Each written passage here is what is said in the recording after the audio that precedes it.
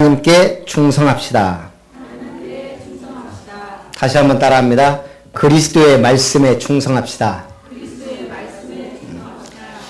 오늘 맡은 자들에게 구할 것은 충성이니라. 말씀 가지고 은혜를 나눕니다. 지금 평창 동계올림픽 성화 체화했나요? 네, 했죠. 그 체화할 때 제가 잠깐 TV 보니까 그 흰 옷 입은 여자가 나와가지고 뭐라 하더라고요. 뭐라고 한지 들으신 분. 제가 잘못 들었나 했는데 그러더라고요. 아폴로 신을 위한 그래요. 그래서 제가 찾아봤습니다. 원래 올림픽은 고대 그리스 제우스를 기리기 위해 BC 776년경에 첫 경기를 치릅니다. 한마디로 종교의식의 하나였습니다. 이게 이제 근대 올림픽이 됐는데도 성화 체화하기 전에 여자들 쭉 서있고 그리스 여배우 카타리나 레우가 나와서 뭐라고 했냐면 아폴로 신이시여 이 성스러운 불꽃을 올림픽이 열리는 평창으로 보내주소서 그렇게 선언을 하더라고요. 아폴로 신이 누굽니까? 제우스 아들인가 어쩐가 해갖고 한마디로 태양신을 위한 땅밟기다. 그래요. 이 성화 공송이. 저는 이걸 보면서 야, 올림픽이고 스포츠고 이게 어떤 의미에서는 흑암의 문화 속에서 치러진다면 보통 일이 아니다. 그럼 믿는 사람들 그거 안 해야 됩니까? 영국의 에릭 리들은 올림픽 100m 결승전에서 주일날 결승전 한다고 포기했어요. 저는 그게 맞다고 생각합니다. 하나님 앞에서 해야지. 그 흑암 문화 속에서 금메달 따느니 나는 차라리 예배에 승리하겠다. 그리고 400m에서 금메달을 땁니다. 오늘 우리의 우선순위, 우리의 신앙생활 다시 한번 점검하고 하나님께 영광을 돌리시기 바랍니다. 그래서 서로는 마땅하게 여길 것. 그리스도의 일꾼이요 하나님의 비밀을 맡은 자다. 그리스도의 일꾼이다. 그럼 우리는 뭐 해야 됩니까? 그리스도께서 하시고자 하는 일, 그리스도의 명령을 따라 사는 게 그리스도의 일꾼입니다. 그럼 그리스도의 일꾼은 뭐 해야 돼요? 딱 하나입니다. 믿음의 결국 영혼의 구원을 받음이라. 구원의 빛을 선전할 자입니다. 그리스도의 일꾼이라면 그리스도의 복음 가지고 구원의 빛을 선전하는 것. 이거 외에 우리가 할 것이 없습니다. 그 다음에는 하나님의 비밀을 맡은 자다. 자, 하나님의 비밀을 맡았다. 사실은 이게 어마어마한 말이거든요. 하나님의 비밀. 어떤 사람은 나는 하나님을 안 믿고 하늘을 믿는다. 그런 분도 있더라고요. 자, 우리가 하나님의 비밀을 맡았다면 우리는 자칫 잘못하면 두 가지에 빠집니다. 자기 과소평가나 자기 과대평가. 고린도전서 4장입니다. 사람이 마땅히 우리를 그리스도의 일꾼이요 하나님의 비밀을 맡은 자로 여길지어다. 그거 하는 거 보고 맡은 자들이 구할 것은 충성이니라 그랬습니다. 하나님은 우리에게 너희는 빛과 소금이다 그랬습니다. 베드로전서 2장 9절에는 이 빛을 선전하기 위하여 불렀다고 말합니다. 그런데 우리는 자기를 과소평가합니다. 나는 이래서 안 되고 저래서 안 되고 교회까지 과소평가해요. 우리 교회는 이래서 안 되고 저래서 안 되고. 제가 제일 싫어하는 말 중에 하나가 그겁니다. 뭘 하든지 우리는 사람이 적어서 일꾼이 없어서 저도 그런 말을 할 때가 있거든요. 사실은 교회는 한 사람이 있어도 교회입니다. 그래서 앞으로는 없다 있다. 우리 식사할 때도 사람 몇 명 없네 그러면서 하지 말고 그것도 불신앙입니다. 오늘 온 사람이 한 분이라도 하나님의 은혜 속에서 맛있게 식사를 하도록 준비하는 겁니다. 우리는 늘 자기를 과소평가합니다. 안 된다고 생각합니다. 그러면 흑암에게 양보한 겁니다. 판단력이 흐려집니다. 빛. 왜 하나님 우리를 빛이라 그랬어요? 어둠을 무너뜨리라고. 어둠이 물러가도록. 근데 우리가 흑암이 돼 있어요. 나는 안 된다. 하나님 역사 안 하신다. 나는 중직자인데 별 할 일도 없고 그럴까요? 잘못된 생각입니다. 평생 아무것도 못하고 죽을 수도 있습니다. 축복의 자리에서. 그래서 여러분들이 틀린 생각을 바꿔야 돼요. 나는 빛이다. 내가 있는 자리는 축복의 현장이다. 나를 통해 하나님은 역사하신다. 그래야 흑암 세력이 도망가는 거예요. 아니니까 같이 붙어 다니는 거예요. 중요한 자리에 있는데도. 둘째는 자기 과대평가입니다. 약간 비정상적인 사람, 특히 영적 문제 있는 사람이 또 과대평가할 때도 있습니다. 아, 내가 이렇게 할 수 있다. 다른 사람 볼 때는 아닌데 이런 식으로 하면 된다. 자기 경험 가지고 할 수 있다고 생각합니다. 오늘 하나님이 에스겔을 골짜기로 데려갑니다. 마른 뼈가 가득한 골짜기. 거기서 질문을 합니다. 에스겔아, 이 뼈들이 능히 살겠느냐? 여러분 같으면 뭐라고 해야 돼요? 하나님이 물어봐요. 이 뼈가 능히 살겠냐? 뼈다구가 어떻게 살아나요? 못 삽니다. 그거는 불신앙. 하나님이 물어봤는데 감히 안 됩니다. 이게 어떻게 살아납니까? 불신앙. 삽니다. 그거는 뭐예요 또? 허황된 믿음. 아니 뼈다귀가 어떻게 살아나요? 아무리 하나님이 질문을 해도. 그거는 허황된 믿음이에요. 그럼 뭐라고 해야 돼요? 에스겔이 기가 막히게 대답했어요. 하나님은 하실 수 있습니다. 우리의 신앙생활의 결론이에요. 하나님은 하실 수 있습니다. 지금 여러분 갖고 있는 문제 꼭 해결돼야 됩니까? 우리는 해결해달라고 기도합니다. 그렇게 하지 말고 하나님의 뜻이 이루어지도록, 내가 하나님의 증인 될 수 있도록. 하나님의 관심은 하나입니다. 전도 계획. 나를 통해, 교회를 통해. 그거 안 한다면 우리 교회는 사실은 있어야 될 이유가 없습니다. 여기 1000명, 10,000명이 모였는데 전도와 관심 없다? 그러면은 하나님 볼 때는 아무 가치 없는 겁니다.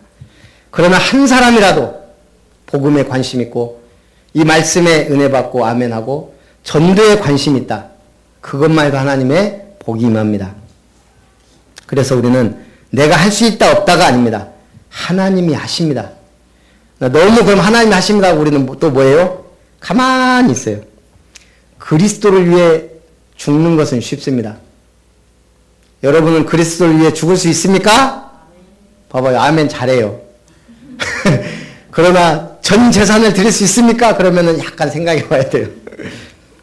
그리스도를 위해 죽는 건 쉬워요. 왜? 공짜니까. 아멘! 하면 돼요.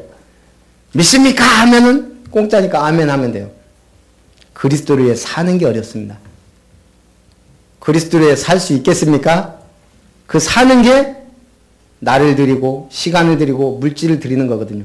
다른 사람 살려야 되기 때문에 양보하고 배려하고 이해하고 도와줘야 돼요. 쉬울까요? 절대 안 그래요.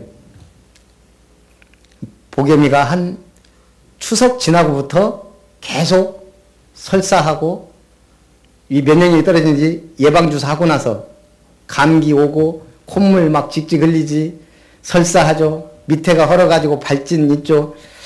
그래서 병원에 가서 약을 바르니까 조금 나아진 하더니 또 며칠 뒤에 계속 이제 약도 안 들고 먹어도 계속 그러고 이제 오줌 쌀 때마다 아프니까 울고 새벽 1시고 2시고 3시고 계속 깨고 제가 지금 한 3주 동안 집사람 자고 사는 게 아닙니다.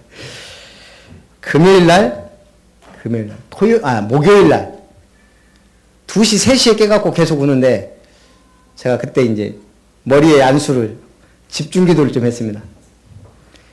콧물 감기 설사 발진 예수 이름으로 이 4가지 구체적으로 그전에는 뭐 성경 놓고 기도도 하고 이렇게 기도 계속 했었지만 진짜 제가 안수 기도를 안 할 수가 없더라고요. 아프다고 찡찡대니까 한 10분 그러고 잤는데 그 다음날부터 병원도 옮기기도 했지만 진짜 거짓말처럼 낫기 시작했어요. 지금 한 3주 됐던 게. 그리고 그 다음날 금요일날 저는 토요일날 조금 일이 많잖아요. 토요일날 근데 집사람이 아침부터 가요. 그러니까 지금 토요일날 청신 강의, 초신 강의, 그 다음에 교회 청소, 가면은 미션홈, 거기다가 주일 메시지 준비. 토요일날 생각 자체가 좀 약간 꽉 쩔어 있거든요. 그거 해야 되는데 자는 계속 안아달라고 울지 아무것도 못 하겠는 거예요. 오전에. 근데 다행히 이제 원장 선생님이 오후부터 봐준다고 했는데 원에 있다고 데리고 오라 그래갖고 이제 맡겨놓고 이제 이렇게 했거든요.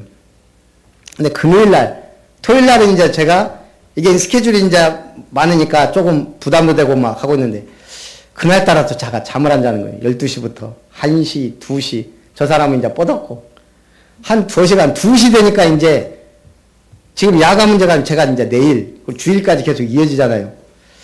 2시 되니까 이제 열받기 시작하는 거예요. 야를 안고. 앉아요. 계속 찡찡대는 거예요. 이제 열도 좀 나고 하니까. 또 아직도 막 완전히 나은 게 아니고 좀 아픈 게. 하도 울길래, 저기 어디, 소파에다가 던져놓고 싸대기를 때렸어요. 자지 마! 자지 마! 차라리 놀자! 막! 때렸더니 더 울고. 저 집사람 깨라고 한 거예요. 그래서 이제 나와갖고 이제 데리고 가요. 그래서 저는 그냥 딴방 가서 잤어요. 아이고, 그랬더니 조금 이제 어제 계속 했거든요. 사람이 바로 전날 체험했잖아요. 진짜 기도해주고 애가 나은 거. 그 다음날 또 그게 안 되더라니까요. 어제는 했는데 오늘은 그게 우리 영적 상태입니다. 그러니까 아침에 또 얼마나 불쌍한지 또 기도해주고. 신기해요. 그렇게 밤에 또 막 싸대기 때리고 막 울고 그랬는데 아침 되니까 또 씩 웃고 있어요. 쳐다보면서. 제가 그래서 우리가 어린아이 믿음은 버려야 돼요. 성장해야 돼요. 하지만 하나님 앞에서는 어린아이 같이 순수한 믿음이 필요하구나. 여러분 하나님 앞에 삐지지 마시기 바랍니다. 상처도 받지 말고 하나님은 좋으신 하나님, 사랑의 하나님. 우리는 우리 상태에 따라서 자꾸 변해요. 바뀌어요. 자, 오늘 진짜 복음 누리시기 바랍니다. 우리 교회 일을 하다 보면 일꾼들이 자칫 실수하기 쉽습니다. 난 할 수 없다. 내가 해야 된다. 이 두 가지 실수. 하나님이 하십니다. 첫 번째, 맡은 자들에게 구할 것은 충성입니다.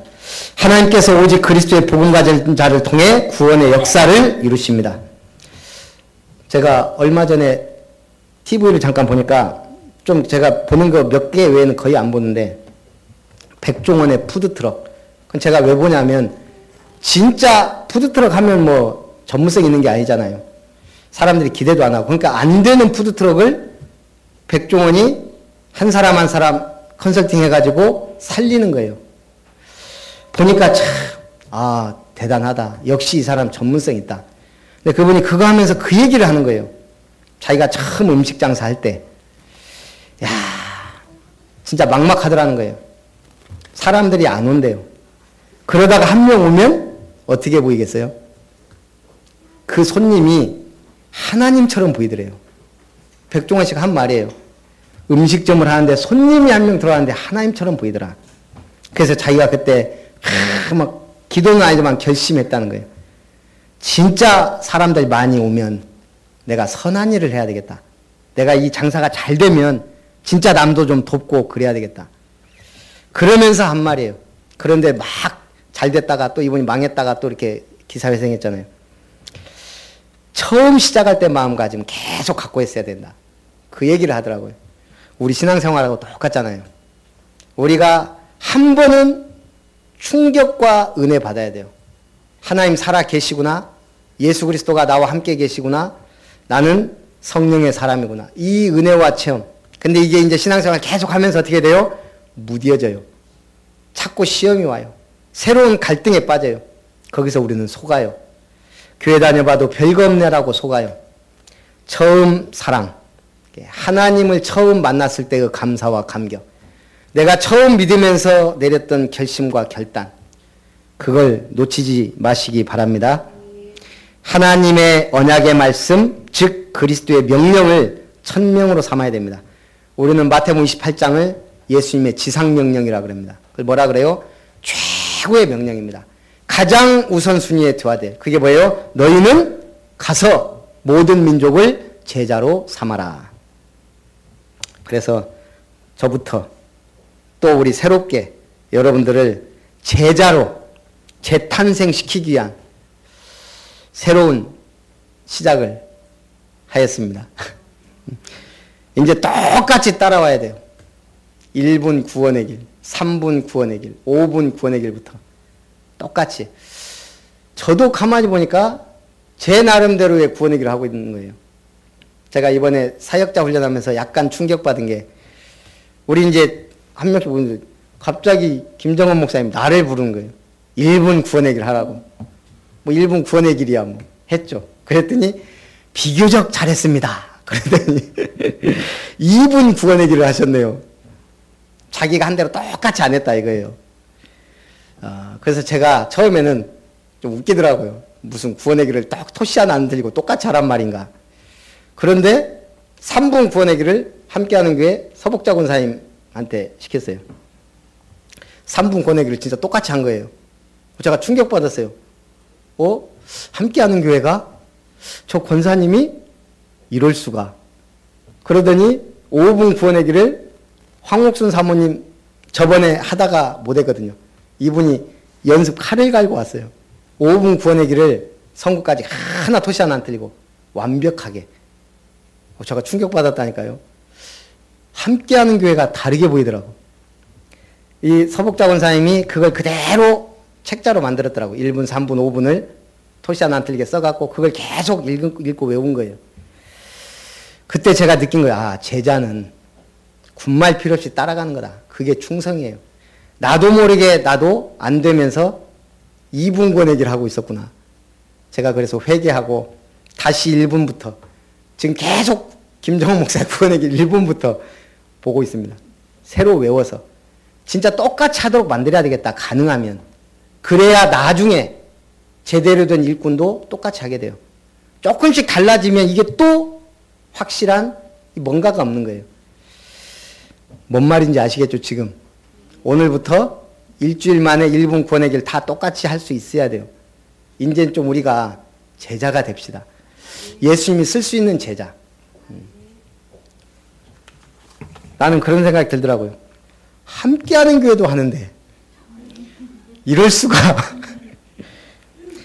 전 지금 황옥순 사모님이 그렇게 멋있게 보인 적이 사실은 없었어요. 구원의 길 5분 하는데 사람이 멋있어 보이더라니까요. 아름답게 보이더라고. 우리 집사람보다 더. 자, 오늘 복음의 사람을 통해 하나님의 계획과 뜻이 이루어집니다. 복음의 사람은 복음 안에 말이 필요 없습니다. 충성. 군인은 충성입니다. 복음의 사람이 가는 곳에 흑암 세력이 무너지고 천사의 도움을 받게 됩니다. 한 남자의 성공에는 두 여자가 필요합니다. 먼저는 어머니고 다음은 아내입니다. 핑계대지 마시기 바랍니다. 성경에서 가장 모델적인 어머니들이 몇 명 있지만 그 중에 모세의 어머니입니다. 모세의 어머니는 자기 아들을 아들이라고 하는 게 아니고 갈상자에 내보내버렸어요. 바로의 공주가 그걸 받아서 건져내요. 그래서 이름이 모세예요. 내가 물에서 건져냈다. 히브리인의 아이구나. 그때 그 누나가 쫓아가서 혹시 유모 안 필요합니까? 그래서 그 어머니가 유모가 돼요. 그러면 모세의 어머니는 젖될 때까지밖에 모세를 안고 있을 수가 없어요. 그런데 모세를 가장 훌륭한 하나님의 사람으로 양육했어요. 결론적으로. 분명히 모세가 히브리인이요 하나님이 뜻과 계획을 알고 있었어요. 누구를 통해 알 수 있어요? 왕궁에서 절대 불가능해요. 그 어머니가 젖될 때까지 그 언약을 심은 거예요. 젖될 때까지 얼마나 말이 통했는지 어땠는지 모르지만 여호와 하나님을 확실하게 알았고 자기 민족이 출애굽할 것도 알고 있었어요. 오늘 모세 어머니는 내가 참 어머니처럼 양육한 것도 아니에요. 그런데도 확실하게 양육했습니다. 오늘 천명은 뭡니까? 너희는 가서 모든 민족 제자 삼으라. 하나님의 소원은 모든 사람의 복음을 듣는 겁니다. 소명, 그래서 나를 부르신 겁니다. 그러면 사명, 내가 하는 일 속에 이 복음 전파의 축복이 있는 겁니다. 어떤 사람이 사업 실패하고 자살하려고 강가로 나갔습니다. 다리 위에서 다 강가를 보고 있는데 옆에 학생이 뛰어내리려고 준비하고 있는 거예요. 근데 이분이 자기도 자살하려고 했는데 말린 거예요. 사람이 그런 거예요. 자기도 모르게. 죽으려고 왔다가 지 아들 또래 보니까 이게 자살하려고 하고 있으니까. 그래서 다독여주고 팀사에게서 집에 보냈어요. 그러고 보니까 자기도 살아야 될 이유가 발견된 거예요. 자식 같은 애들 있는데 그 아이한테 얘기해주면서 자기도 치유가 된 거예요. 오늘 복음이 그렇습니다. 사람들은 살아야 될 이유를 발견해야 되는데 우리는 뭐예요? 이미 생명을 얻어버렸어요. 이 생명의 역사를 이루어야 될 이유를 발견하시기를 주님의 이름으로 축원합니다. 참된 결심이 있어야 합니다. 주께서 어둠에 감추인 것들을 드러내고 각 사람에게 하나님으로부터 칭찬이 있을 것이다. 분명히 지금 바울은 말합니다. 어둠에 감춘 것들을 드러내고 하나님으로부터 칭찬이 있을 것이다. 그런데 우리가 어둠 속에 있다면 하나님 앞에 가서 어찌 해야 돼요? 그래서 따라합니다. 내가 있는 곳에 하나님의 전도 계획이 있다. 이걸 보고 다락방이라 그럽니다. 내가 있는 곳에 하나님의 전도 계획이 있습니다. 이거 발견하지 못하면 사업이 어려운 게 당연하고 가정의 문제가 계속되는 게 당연할 수 있어요. 내가 있는 곳에 하나님의 계획이 있는 게 아니고 하나님의 전도 계획이 있어요. 그거 말고 다른 계획이 있으면 저한테 좀 알려주시기 바랍니다. 아무리 성경을 봐도 없어요. 내가 있는 곳에 하나님의 전도 계획이 있습니다. 성도들로 하여금 기록된 말씀 밖으로 넘어가지 말게 하라. 지금 본문 말씀 중에 있는 내용들이에요. 기록된 말씀 밖으로 넘어가지 말게 하라. 그럼 뭐 해야 돼요? 말씀을 알려줘야 돼요. 새신자가 바로 예수 믿고 교회 왔는데 말씀 알아요? 성경이 어딘지도 모르는데. 근데 옆에 10년 된 집사님 성경이 통풍이 안 돼가지고 침 발라가면서 열어야 돼요. 말씀, 오직 복음의 말씀을 전하는 것. 그게 축복입니다. 제가 이제 그런 글 있잖아요. 어떤 사람이 집에서 파리 5마리 잡았는데 이 사람이 그런 거예요. 3마리는 암놈이고 2마리는 순놈이다. 그러니까 부인이 어떤 게 암놈이고 어떤 게 순놈이냐고. 전화기 위해서 잡은 놈 3마리는 암놈이고 술벽 위에서 잡은 2마리는 순놈이다. 여자들 쓸데없이 전화통 붙잡고 하루 종일. 오늘 여자는 허세를 부리는 남자를 경계하고 남자는 허영심에 빠진 여자를 경계하라는 말이 있습니다. 자기의 본 모습을 넘어서 자기를 크게 포장하여 과시하고 싶은 욕구, 이게 허영입니다. 허영을 영어로 베인 글로리라고 합니다. 글로리가 뭐예요? 영광. 베인은 비어있다. 허영이란 말은 비어있는 영광이에요. 속이 비어있는 영광. 그게 허영입니다. 허영은 헛된 것, 바람같이 없어지는 것의 상징입니다. 허영이 무서운 건 자기뿐 아니고 다른 사람까지 허망하게 만듭니다. 우리는 하나님의 걸작품입니다. 나만이 보일 수 있는 하나님의 영광이 있습니다. 하나님 우리를 왜 부르셨다고요? 하나님의 영광을 위하여. 우리 중직자들 선서했어요.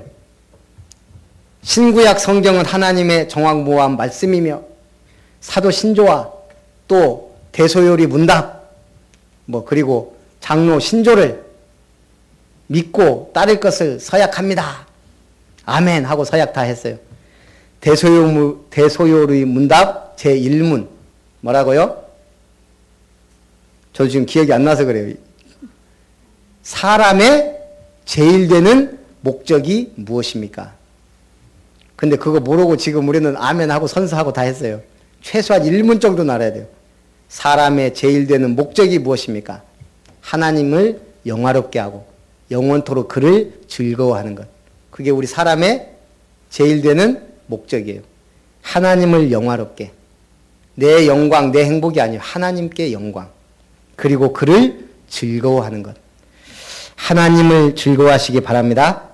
하나님의 말씀을 즐거워하시기 바랍니다. 사도 바울이 말합니다. 그리스도 예수 안에서 내가 복음 안에서 너희를 낳았습니다. 여러분 복 받는 비밀 하나만 알려드릴까요? 어려울 수도 있고 쉬울 수도 있어요. 지금부터 다른 기도 하지 말고 시험을 잘 보게 해달라, 승진하게 해달라 그런 거는 하나님이 다 알아서 합니다. 내가 불신자라도 한 명이라도 제대로 전도해야 되겠다. 교회까지 제대로 데려놔서 이 사람 교회 일꾼까지 된다. 그러면 말할 것도 없습니다. 불신자 한 명만 제대로 영적 구원시키고 말씀 따라가게 만들어주면 교회는 오게 돼 있어요. 한 사람이라도 내 일생에 하나님이 그 인생을 가치 있게 보실 줄 믿습니다. 그게 하나님의 관심이니까. 쉬울 것 같아요? 한 명? 결코 쉽지 않습니다. 어려울 것 같아요? 어렵지 않습니다. 왜죠? 하나님의 뜻이니까. 하나님이 하시고자 하는 일이니까.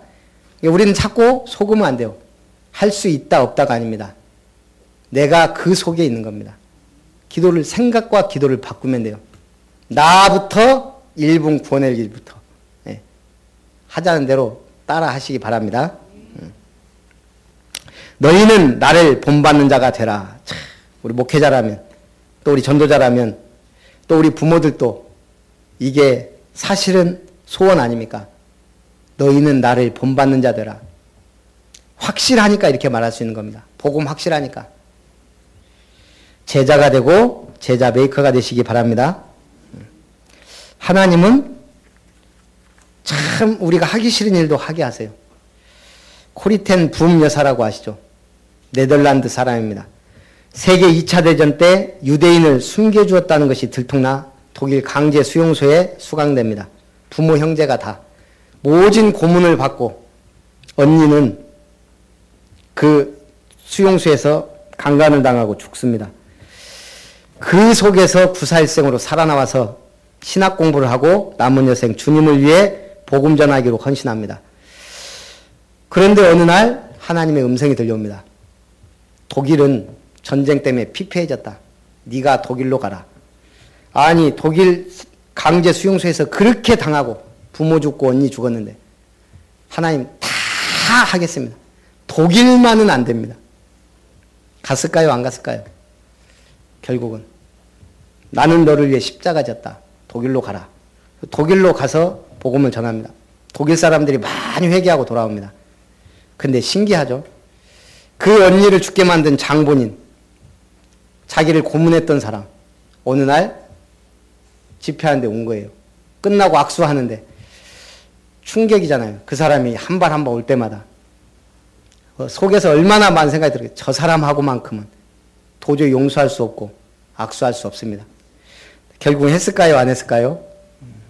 그 오는 과정 속에 하나님의 은혜가 임하니까 결국은 이 사람하고 악수하고 그 사람은 몰라봤다는 거예요. 그런데 놀라운 건 그 다음부터 이분이 완전히 바뀐 거예요. 그 다음부터는 어떤 사람이라도 이해하고 수용이 되고 더 확실하게 복음을 전하게 되더라는 거예요. 세계 어디를 가든. 우리는 넘어서야 될 단계가 있습니다.